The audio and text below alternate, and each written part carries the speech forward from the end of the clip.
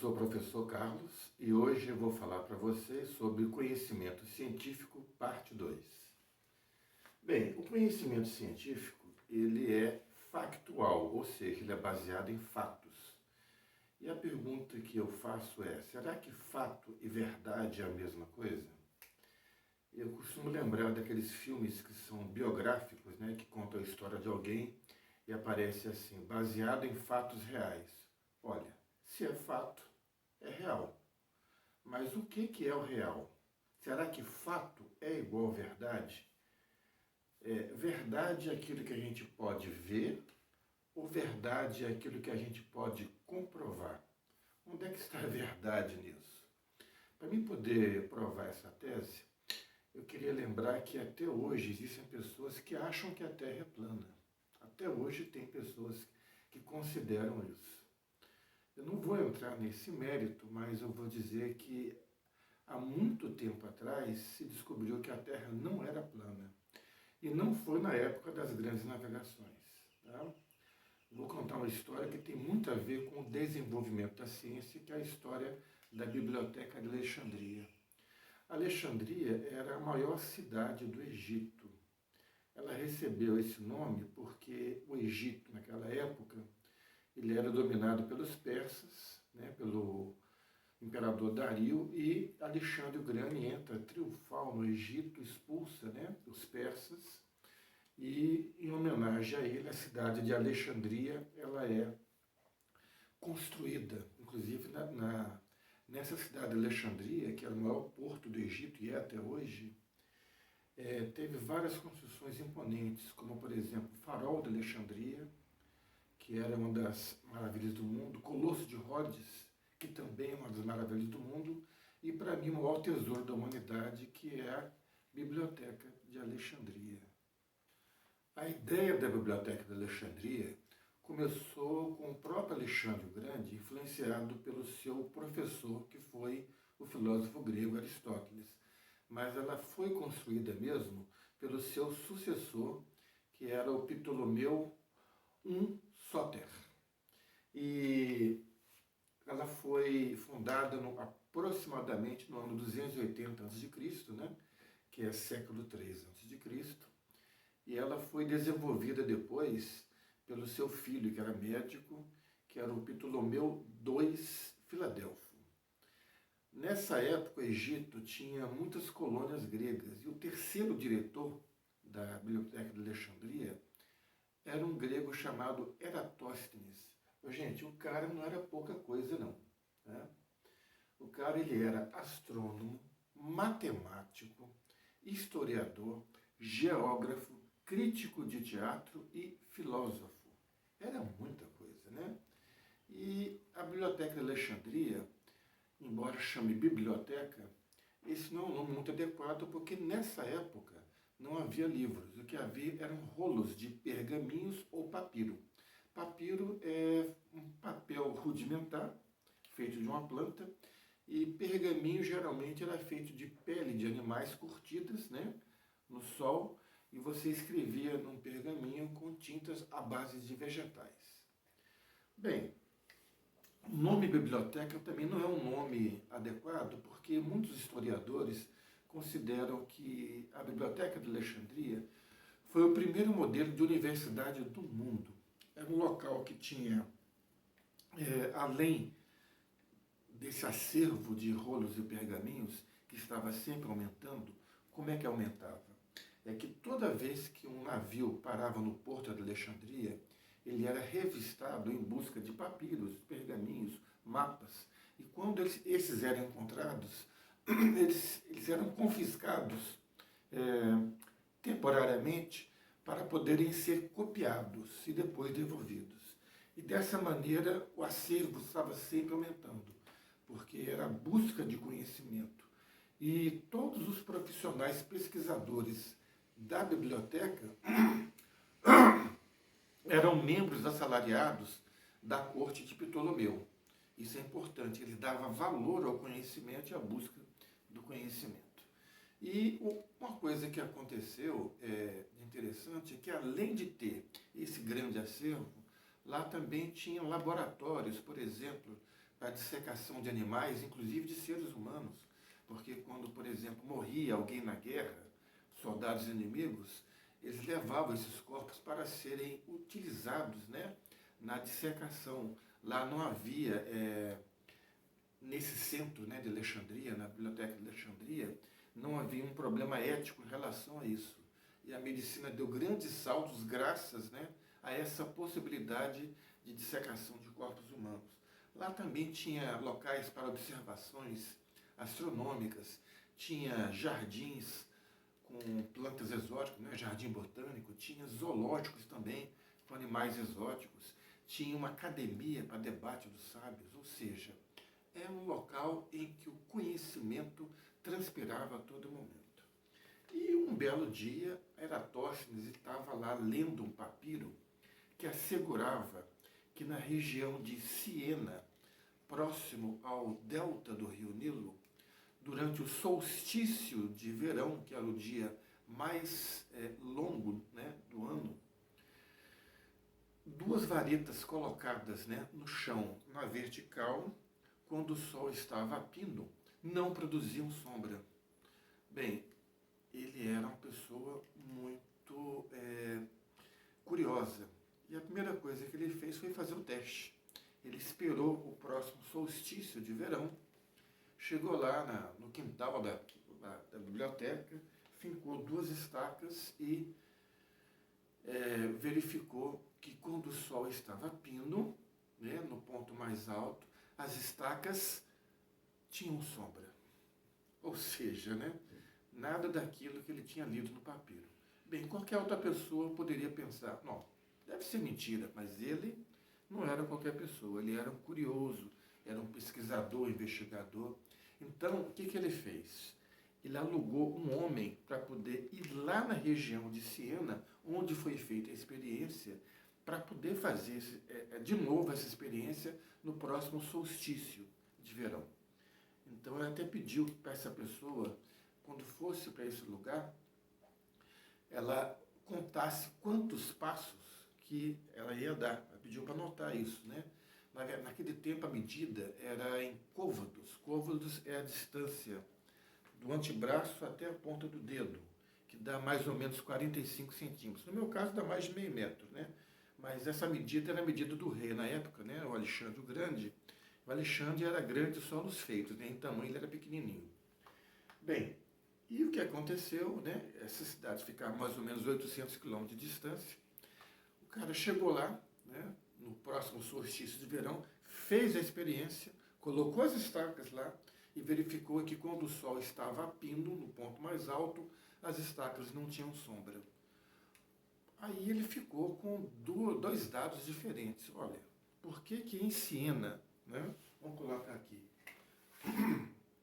em Siena,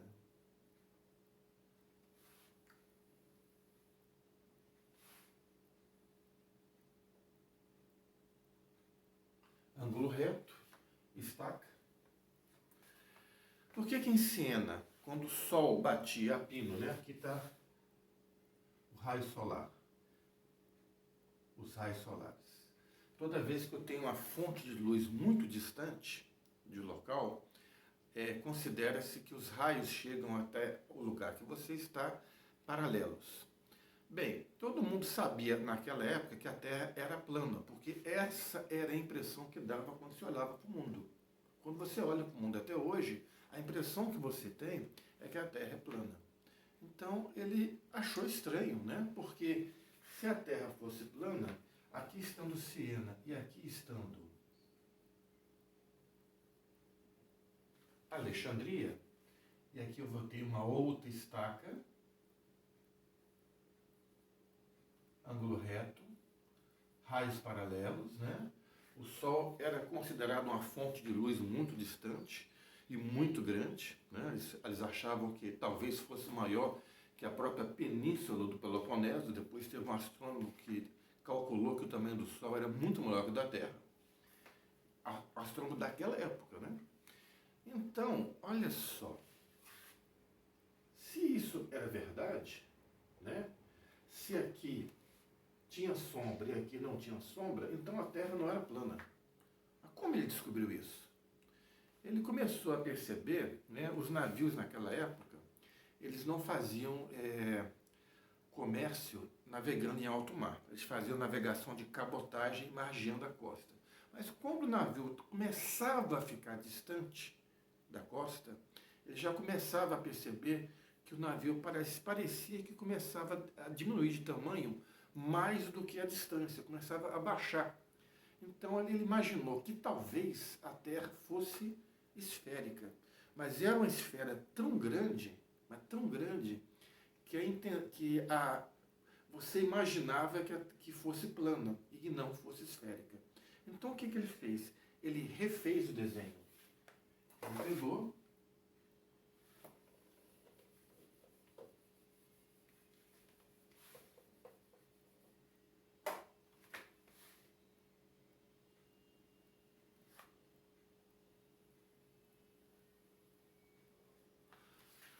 aqui está um pedaço, né, da Terra, né? Então ele imaginou que se Alexandria estivesse aqui, isso aqui fosse o ângulo reto da estaca, né, com a superfície da Terra. Quando um raio paralelo incidisse aqui,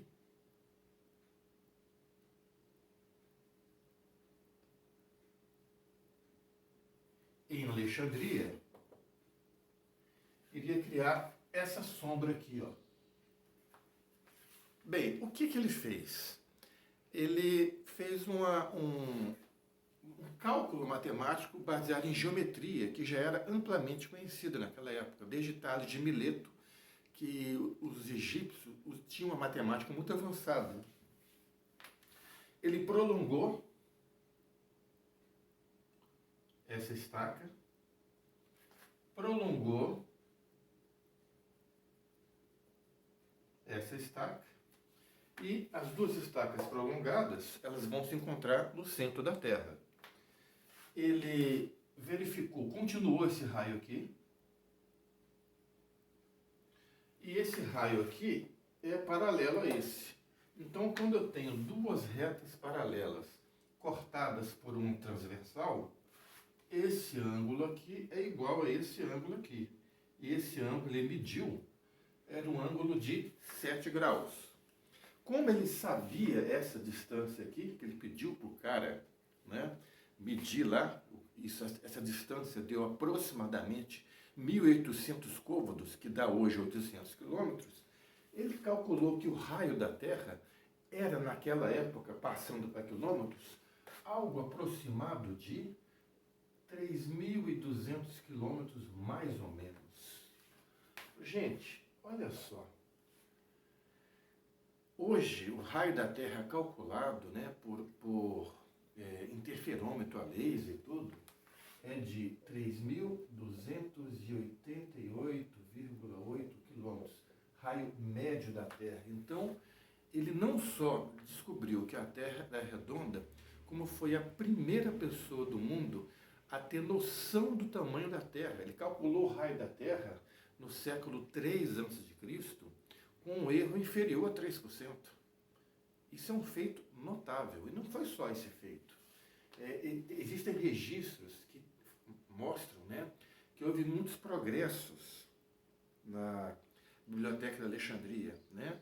Médicos como o médico grego Galeno estiveram lá, fez experiências, né, com dissecação de corpos humanos. Houve um grande progresso na parte de anatomia, na parte de sistema circulatório, na parte de sistema nervoso, na parte da estrutura do olho. Teve um outro médico chamado Erasístrato.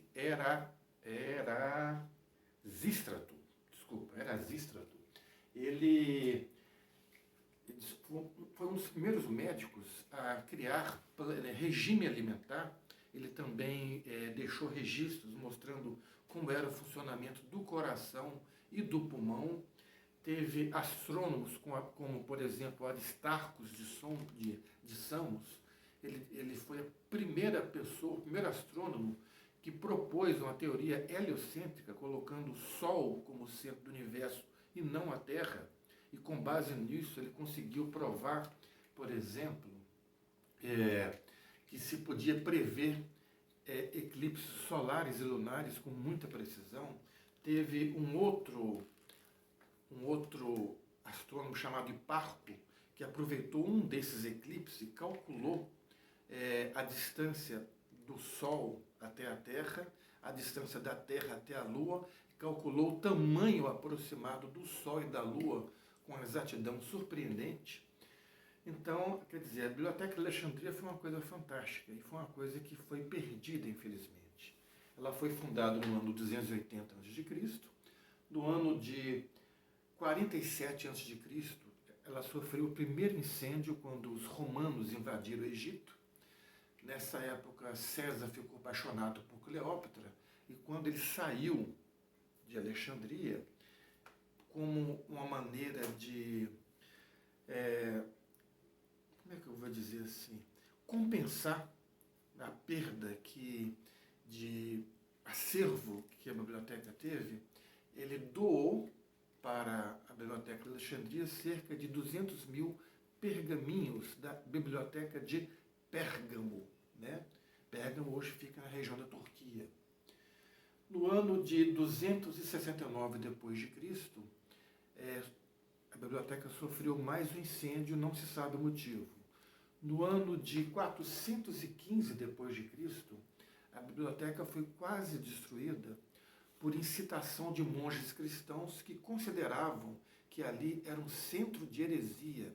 Nessa época, era uma diretora nessa época, chamada Hipácia, uma mulher belíssima, inteligente, competente. Ela foi barbaramente torturada, assassinada, e quase todo o patrimônio da biblioteca foi dilapidado ou queimado, por incitação dos monges cristãos. E, finalmente, o pouco que restou, no ano de 640 d.C., acabou de ser destruída com invasão islâmica, né, em toda aquela região ali. Então, foi uma pena, né? Diversos historiadores, eles falam que o progresso científico, filosófico e espiritual da humanidade atrasou no mínimo 200 anos com a destruição desse acervo, né, da Biblioteca de Alexandria, o que é uma pena. Bem, no próximo vídeo nós vamos terminar essa parte falando das características da ciência e dando mais alguns exemplos. Muito obrigado.